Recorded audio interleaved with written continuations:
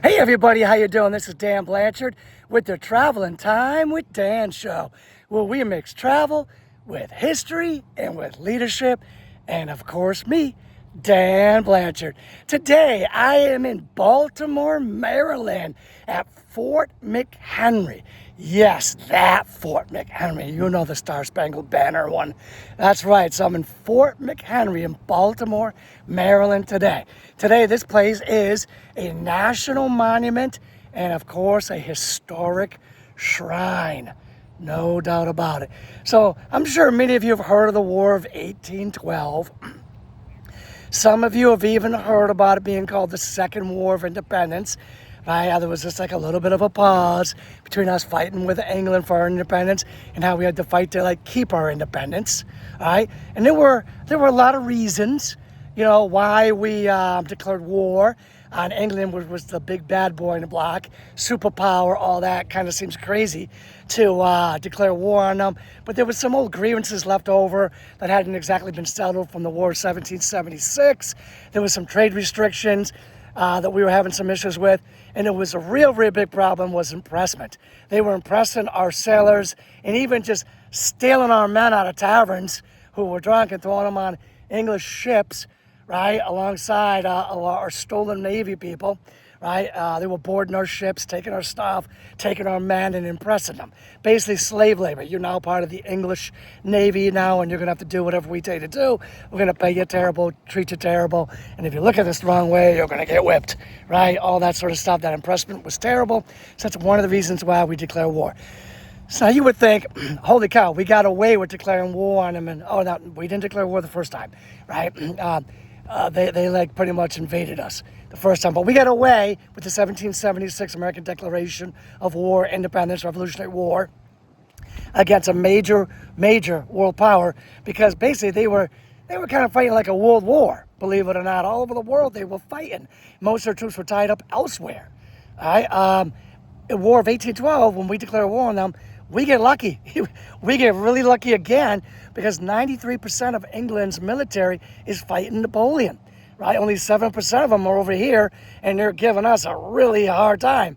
I mean, maybe if they brought 10, 15, 25% of their soldiers, they might have beaten us, maybe, right? But they only brought 7%, because Napoleon was really doing a number over there in Europe, and their people were needed over in Europe to fight Napoleon. So bad time for England again.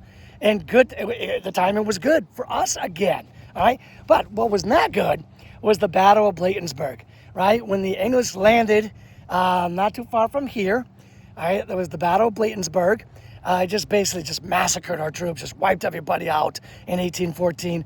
And then there was pretty much nobody left to stop them from their march right to the capital, right? Washington, D.C., the District of Columbia, where they burned the White House, the Capitol, pretty much burnt the city down.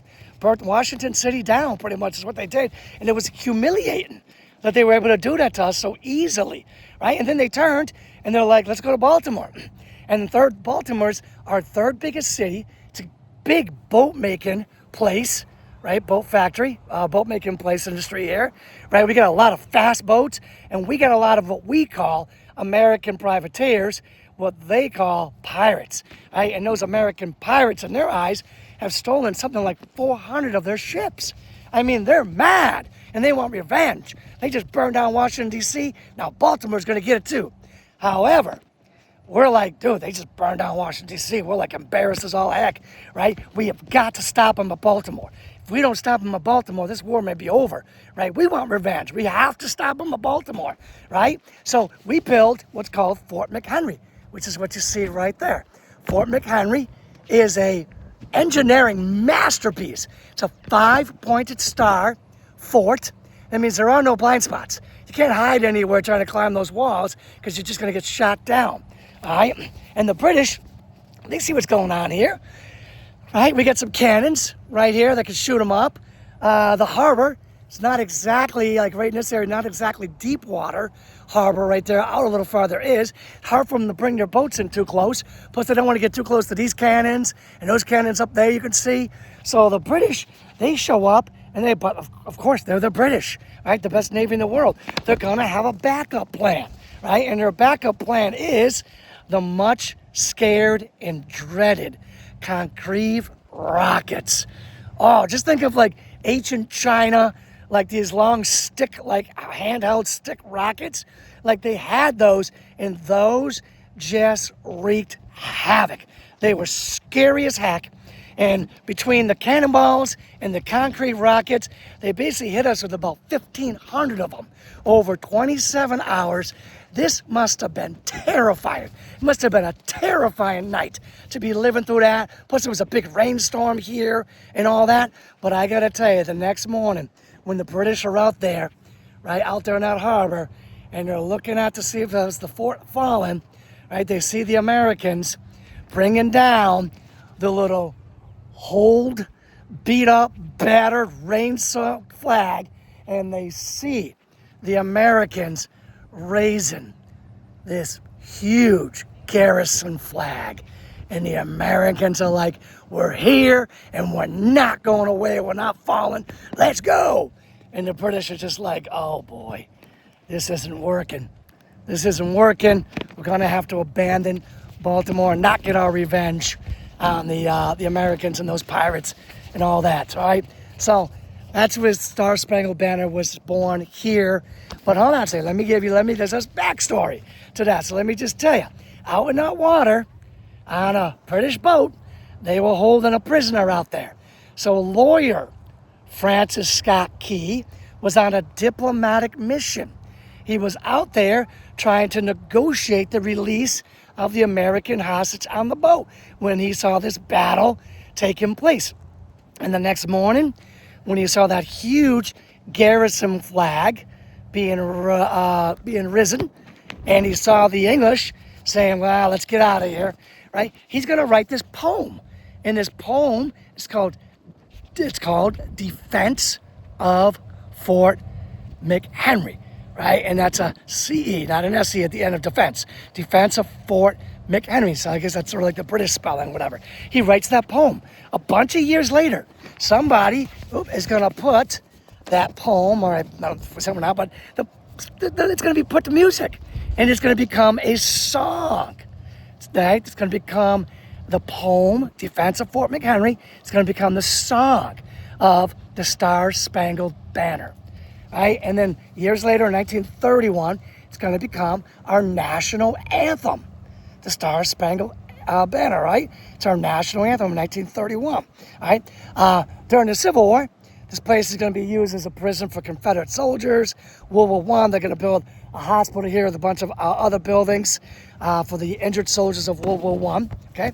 Now, as you know, when I do my Travel on Time with Dan show, I love to mix travel with history and leadership, and of course me.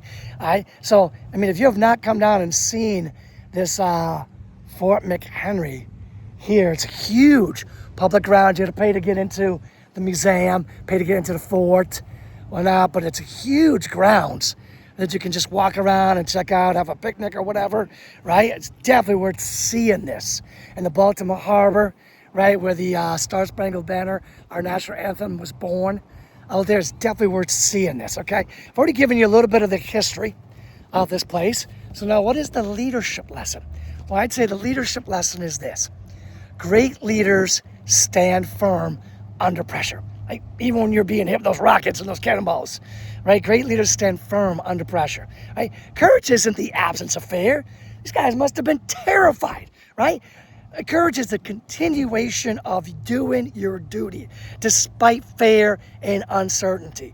And that's exactly what the men did here and that night, that stormy, scary, cannonball, rocket night in 1814, right? They were scared. No doubt they were scared. Any one of us would have been scared, right? And uncertain about what was going to happen. But they stood their ground. They did their duty. And they all acted like leaders. And thank goodness, because remember what happened in Washington, D.C.?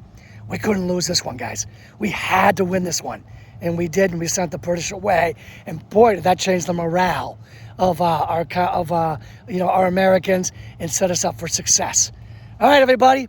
Thank you for spending time with me today on the Travel on Time with Dan show, where we mix travel with history and leadership, and of course me. We'll be back real soon with another great episode somewhere else soon. Till then, you take care.